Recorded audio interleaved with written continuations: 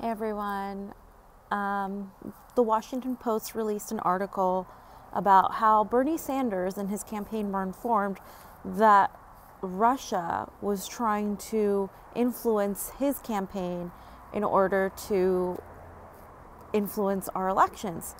And of course, they did this earlier with Donald Trump, and they did this in 2016. What I want to mention is the audacity of the Democratic Party doing this when we are constantly trying to figure out how to make our votes count. We've seen what happened in Iowa. We remember what happened in 2016. We're questioning the machinery used in New Hampshire and coming into California, and also what the Secretary of State website says, and what they're informing their poll workers is completely different than what they're actually supposed to be doing. And so, as many of you know, we've been on top of that, and we're going to continue to be on top of that. Pasta went to the registrar's office today. Several other people have been calling to try to get more information. But I just want to say that the audacity of the Democratic Party to talk about our elections and hacking and foreign interference when they can't even be transparent with us, the constituents, and give us a fair shake in the voting process. And so to me, I have gotten really, really angry at yet again another attempt to dismiss this movement as a fabricated Russia narrative. Because if we recall, after 2016, we spent 2 years talking about Russiagate and doing all these investigations and wasting all this taxpayer money for nothing. And all of this has done is improved Donald Trump's likelihood of winning. It's actually built up his base because they do see him as being unfairly attacked. And also, in a way, when it comes to Russiagate, it's a nothing burger, so it does work to their benefit. And we just have to push through this, and we have to make sure that we're not really giving into this narrative again. It's really ridiculous. I don't know. I think they think we're all really stupid. But the reality is the majority of us aren't falling for this anymore, and the majority of us aren't going to continue to buy it. And I think this is all they have because they see Bernie winning. And here's a video of Bernie talking about why he thinks the Washington Post released this. Like, it's very obvious, right? This came out a month ago. How did you think it came out now? If you had the briefing a month ago. Well, I'll let you guess about one day before the Nevada caucus. Why do you think it came out? Was the Washington Post? Good friends.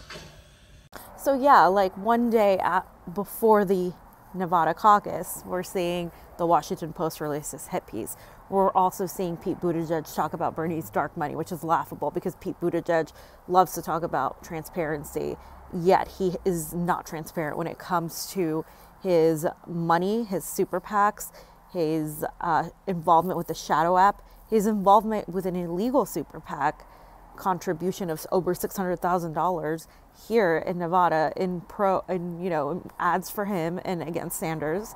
And then there's Bloomberg, who's come into the mix, buying his way in to the debate, buying his way through this country, not even caring about New Hampshire, not even caring about Iowa, and kind of just coming in and focusing on Super Tuesday. I mean, the audacity of the Democratic Party to completely just ignore all of that and yet make this about Russia. I think more people need to speak out against this. And I think it's important to note that Tulsi Gabbard's lawsuit against Hillary Clinton, and also Tulsi Gabbard standing up to the Clinton machine and to the NeoMcCarthyism that has plagued our elections and in general our country since the 1950s. I don't think the Cold War ever died. And so it's important to note her because she is standing up to them. And this is why she kind of saw that, if they did this to her, if they smeared her, they were going to do it to Bernie and to whoever else. And so this is why we are going to have to be knocking this down, completely eviscerating any notion of it, and standing hard against this sort of new neo-McCarthyite accusations against not just Bernie Sanders, but also his movement. They are dismissing his movement as if it's something that's not real.